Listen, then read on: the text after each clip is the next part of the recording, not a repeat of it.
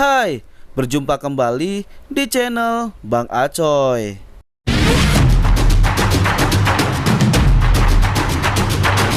Pada tanggal 24 Maret 2019 telah tercatat sebagai sejarah awal dioperasikannya layanan transportasi MRT dan menjadi kabar gembira bagi masyarakat Indonesia, khususnya warga kota Jakarta.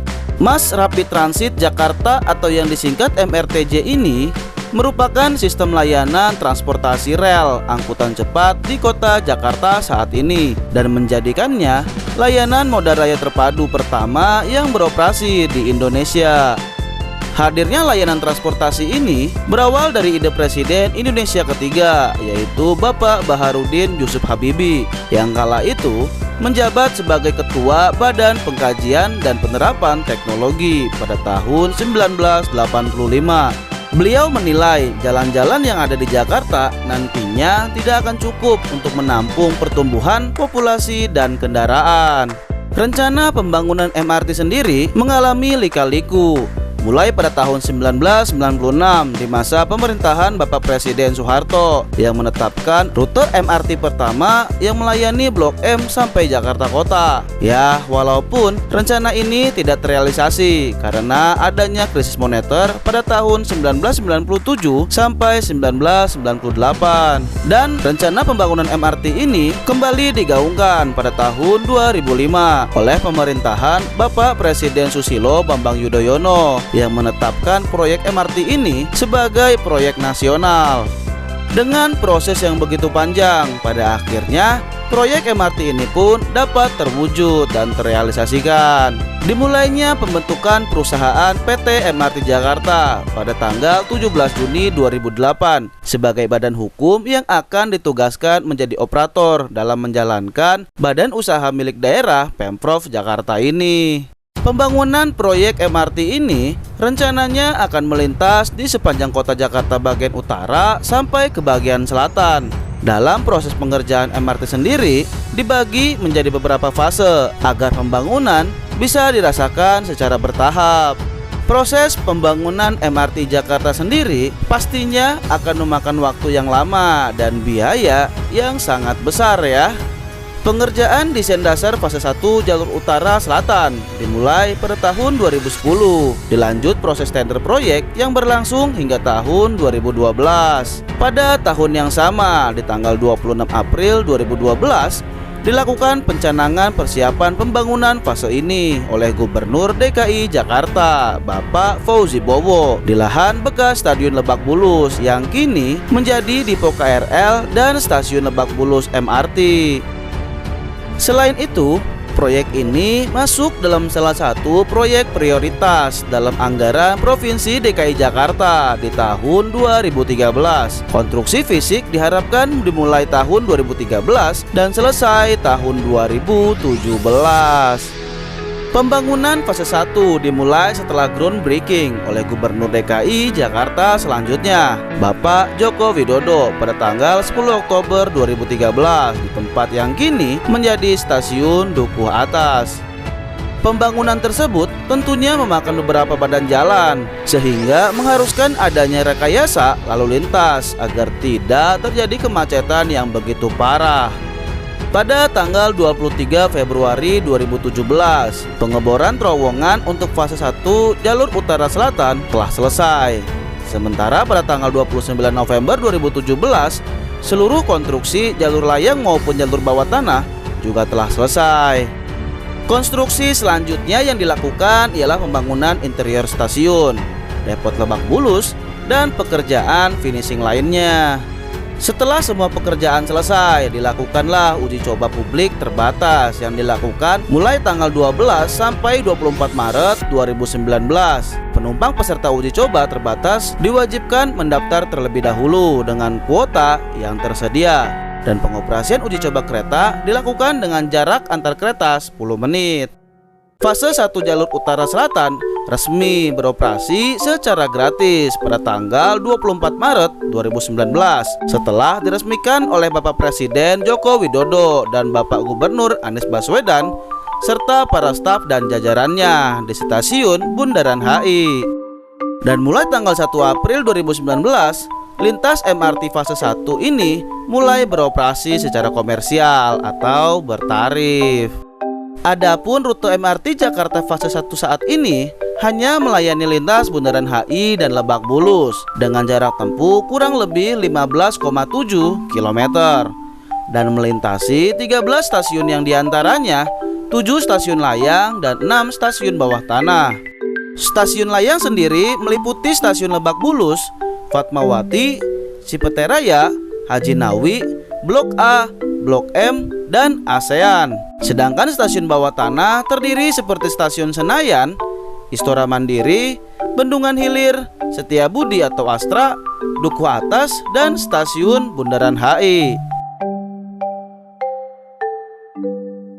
Oke, berikut tadi adalah proses keberadaan dari MRT di Jakarta. Nah, sekarang kita bahas soal armada rangkaian KRL-nya yang digunakan pada lintas tersebut. Kereta rel listrik Mass Rapid Transit Jakarta.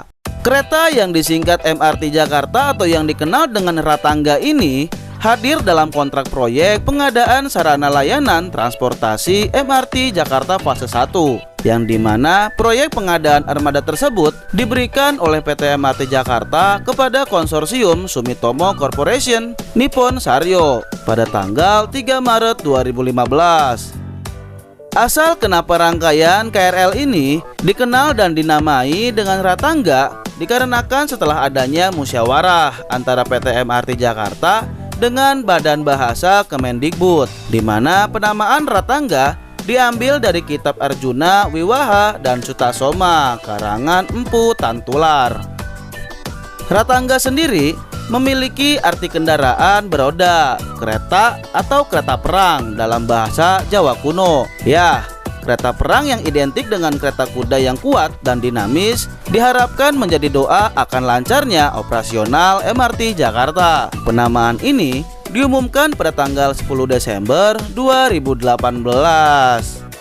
KRL Ratangga ini diproduksi oleh konsorsium Nippon Sanryo, Toyokawa, Jepang pada tahun 2015 dan dipesan dalam keadaan unit baru sebanyak 90 unit kereta dan dirangkai menjadi 16 set rangkaian dengan stamp formasi 6 unit kereta per setnya. Setiap rangkaian KRL ini pastinya memiliki 2 kabin masinis yang terletak di kereta paling depan dan paling belakang. Kedua kereta tersebut tidak memiliki motor penggerak atau yang disebut dengan trailer cars. Dan sementara untuk kereta kedua sampai kereta kelima memiliki motor traksi penggerak dan dilengkapi dengan pantograf yang berfungsi sebagai penyalur sumber daya utama dari kabel jaringan listrik aliran atas. Bicara soal spesifikasi dari KRL Ratangga ini hampir sama dengan KRL yang sudah banyak digunakan di lintas KRL Komuter Line Jabodetabek. Ya, KRL ini dibangun dengan bodi berbahan dasar besi nirkarat atau stainless steel, memiliki 4 pintu penumpang di setiap sisi rangkaiannya dan memiliki 2 kotak sistem pendingin AC di atas bodi rangkaiannya, serta dilengkapi dengan sistem teknologi Triple VF IGBT yang diproduksi oleh Toyo Denki. Namun berbeda dengan sistem penomoran seri pada KRL Jabodetabek, KRL Ratangga diberikan sistem penomoran langsung yang dibuat di Indonesia.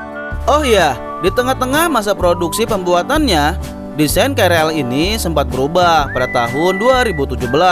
Perubahan desain ini diutamakan pada bagian kabin masinis yang dinilai mirip seperti jangkrik. Perubahan desain tersebut mengubah kesepakatan kontrak dan diperkirakan akan menambah biaya produksi sebanyak 64 miliar rupiah. Wow, bukanlah sebuah harga yang murah ya, Bung. Desain livery yang digunakan pada KRL Ratangga ini menggunakan warna hitam di sekeliling kaca kabin masinis dan warna biru pada wajahnya yang menjorok ke bawah sampai cow catchernya dan garis berwarna biru muda di sisi bodi rangkaiannya. Interior dari rangkaian ini memiliki kursi berbahan dasar plastik. Berbeda dengan KRL Jabodetabek yang kursinya terdapat busa yang empuk. Walau begitu, interior dari KRL MRT Jakarta ini sangat estetik karena kita tahu rangkaian ini merupakan unit baru yang dipesan langsung dari negara Jepang. Ya, walaupun ujung-ujungnya akan dipasangkan juga stiker-stiker penuh iklan pada setiap sisi bodi interior maupun eksteriornya. Sejak tahun 2018, KRL Ratangga ini mulai didatangkan dari negara Jepang melalui pelabuhan Tanjung Priuk secara bertahap, dan penguji cobaan rangkaian serta pengetesan sistem persinyalan dilakukan juga pada tahun yang sama. Dan pada tahun 2019, rangkaian melakukan pengujian kembali dengan adanya penumpang untuk pertama kali sebagai uji coba publik terbatas. Dan akhirnya pada tanggal 24 Maret 2019, KRL Ratangga MRT Jakarta fase 1 jalur utara selatan mulai dioperasikan secara penuh setelah peresmiannya. Adapun perencanaan selanjutnya dari proyek pembangunan MRT Jakarta ini masih terus berlanjut, dan yang berlangsung saat ini ialah fase 2A yang menghubungkan stasiun MH Tamrin dengan stasiun Jakarta Kota yang meliputi Monas, Harmoni, Sawah Besar, Mangga Besar, dan Glodok, yang diperkirakan diresmikan pada tahun 2025. Dan dilanjut fase 2B yang menghubungkan stasiun Jakarta Kota dengan stasiun Ancol yang meliputi Mangga 2, Ancol Marina, dan Ancol Barat. Dan nanti di Ancol juga akan dibuat depo KRL MRT selanjutnya yang diperkirakan dibuka pada tahun 2027.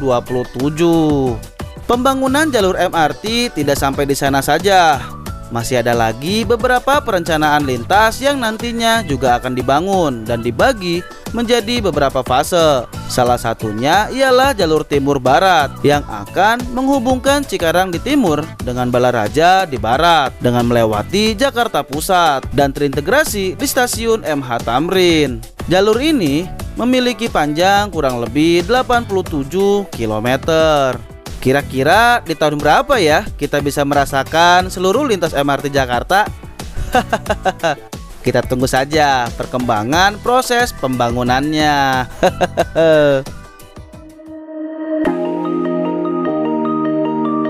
Nampaknya sekian dulu pembahasan video kali ini.